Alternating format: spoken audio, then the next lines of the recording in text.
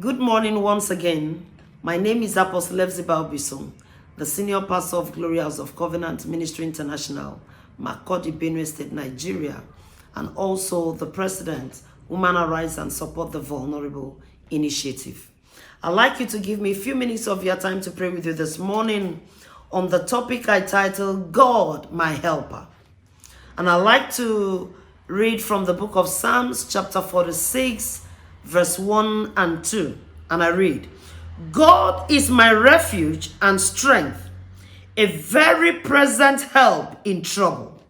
Therefore will not we fear, though the earth be removed, and though the mountains be carried into the midst of the sea. God is my refuge and strength, the very present help in trouble. We live in a world that lieth in wickedness. We live in a world that trouble will never end. We live in a world that sorrows has become the order of the day. We live in a world that even neighbors, friends, mother, father, brother, son is angry when he sees the next person happy. We live in the world that trouble has become imminent, that even when there's no need for trouble to be found, people will rise up and generate trouble. That even when you are very careful, you are very peaceful, you are a very nice person, trust me, your friend, your best friend, can allow the devil to enter him and he begins to give you trouble. In that passage, David said, God is our refuge and strength, a very present help in trouble. Now, if you want to pick it word by word, refuge cannot be mentioned when there is no trouble. Strength cannot be mentioned when there is no weakness. And so it means David had already known that there must be reason for refuge to be looked for. There must be reason for strength to be needed. And so there must be reason for trouble to come. And then he said, God is ever present. It's the very present help. It means that it is recorded that trouble will come. But God is the one that is already there before the trouble came. And so it means that before that sickness entered into your body, God was with you. Before that husband or that wife began to misbehave, God had been there with you. Before you graduated, God had been there. He knew you would graduate and he knew you would need a job. So don't allow the joblessness to make you feel that God is no more alive. Before that situation, that circumstance began to shake you, David said in this passage that God had been there. And he's not just there, he's there as an helper. He said he's the very present help in trouble. So before your trouble came, help from above is already there. And what it means is that even in that trouble, there are a few things God expects you to do. Number one, show him that you are helpless. Show him that you have no strength of your own to do a thing. Tell him that no matter how careful you are, that enemy may still get you without him. Tell him that no matter the drugs you take, no matter how good your personal physician can be, if he's not there with you, you can still die. Show him the helplessness of your state.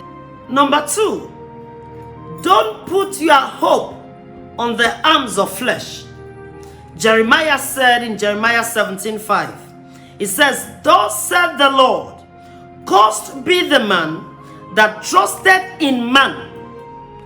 Cursed be the man that trusted in man, and maketh flesh his arm, and whose heart departed from the Lord. Most of the problems we have is that when we can no longer pay that bills, most of us don't even kneel down to pray to God. The first thing we do is to pick up our phone, call our aunties, call our uncles, run to that politician beside us, run to that person we feel is our destiny helpers. Let me tell you today, God have laid a curse on you. Why? Because you have decided to put your hope in the arms of flesh. And God says he will never share his glory with any man. So if God allows that man to help you, you will not remember to give him praise. The only thing you do, the only thing that will come to your mind is that I called my father and he sent the money. I called my friend and he sent the money. I called that politician and he came for me. So God himself, according to this passage, will not allow that man to do that thing for you. He will sit on that promises that man has given to you, because he doesn't share his glory with any man. And so David said, put your hope on God, because he is the only helper that is there with you even before the problem came. So at this point, I want to urge you to know few things. Number 3, pray to God, present that trouble to him. And then number 4, have faith in the prayers you have prayed. And so in essence, don't pray to God and at the same time look up to men. Now let me tell you this. God have different ways, 3 major ways in which he appears to help you out of trouble. Number 1, he passes through man to help man. Number 2, he can send his angels to minister to you in that trouble and give you victory. And number 3, he can minister to you through his spirit. That's the Holy Spirit. But I want to advise you today that before God can pass through his Holy Spirit, pass through the angels, and pass through men to help you out of that trouble, you must first of all look up to him as the author and the finisher of your faith. You must first of all express your helplessness to him, present your case to him in prayers, and he knows whom to assign, whether man, Holy Spirit, or the angels, to help you out of that trouble.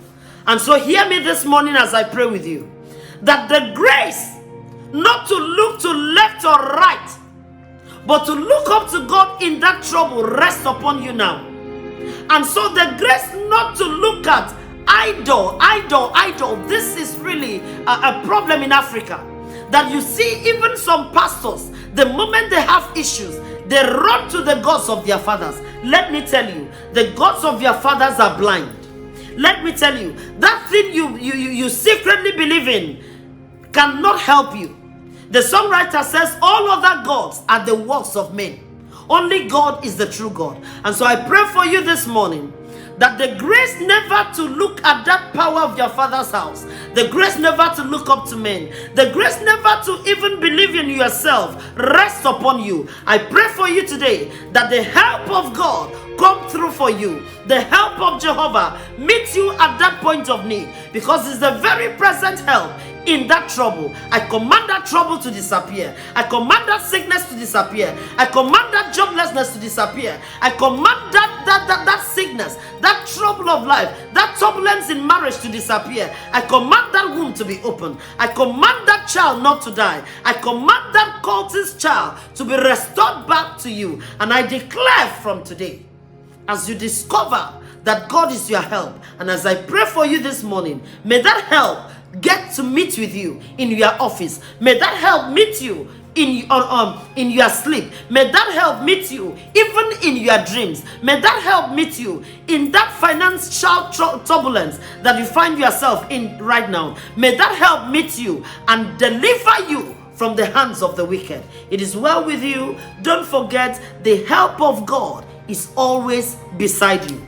I remain your host, Apostle Hephzibah, the senior pastor of Glory House of Covenant Ministry International, Makurdi, Benue State, Nigeria, and also the president, Women Arise and Support the Vulnerable Initiative. Please don't forget to get the contact on the screen and call us for more follow-up and for more prayers. And please don't forget, God is the very present help in that trouble. Look up to him. He is the author and the finisher of your faith.